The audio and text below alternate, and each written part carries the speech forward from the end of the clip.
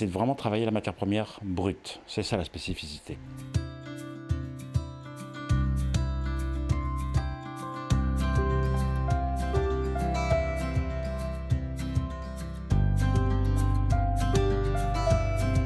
Bonjour, je m'appelle Marc Lechenu, je suis artisan siropier, installé à Chevreuse depuis 7 ans. Quand j'étais enfant, j'ai découvert un sirop d'orgeat avec mes grands-parents sur un marché de terroir à Bandol dans le sud de la France. Je ne suis jamais arrivé à retrouver ce goût de ce sirop, mais je l'avais gardé en mémoire. Impossible de retrouver dans d'autres magasins, etc.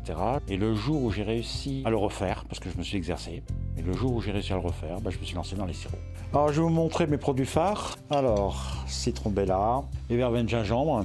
Donc verveine gingembre qui a eu effectivement la médaille d'or en 2017. Et notre mojito sans alcool, où là, si on est en rupture de stock, on se fait lyncher, hein, je vais vous dire. Là, je vais travailler du gingembre. Alors c'est un petit gingembre, c'est un gingembre bio qui vient du Pérou. Très parfumé, très fort à la fois. Donc je vais extraire son jus. Et une fois que le jus est extrait, après je vais faire un mélange avec le curcuma. Je travaille le sirop différemment. Notre souhait, c'est d'éviter au maximum les arômes. Et c'est de vraiment travailler la matière première brute. C'est ça la spécificité. Le problème de travailler des produits frais, c'est qu'il faut souvent réajuster les recettes. Parce que d'une année sur l'autre, avec la même production, vous n'avez pas forcément la même teneur en jus. D'une variété à une autre, ça change aussi. Ça change très souvent. On va vérifier le taux de sucre. La loi nous oblige à être à 55%. Donc on a ce qu'on appelle un petit appareil, qu'on appelle un réfractomètre.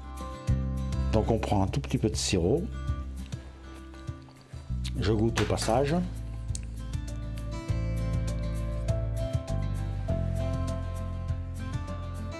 Alors là, je vais devoir ajouter certainement un peu de sucre, parce qu'on est à 52%.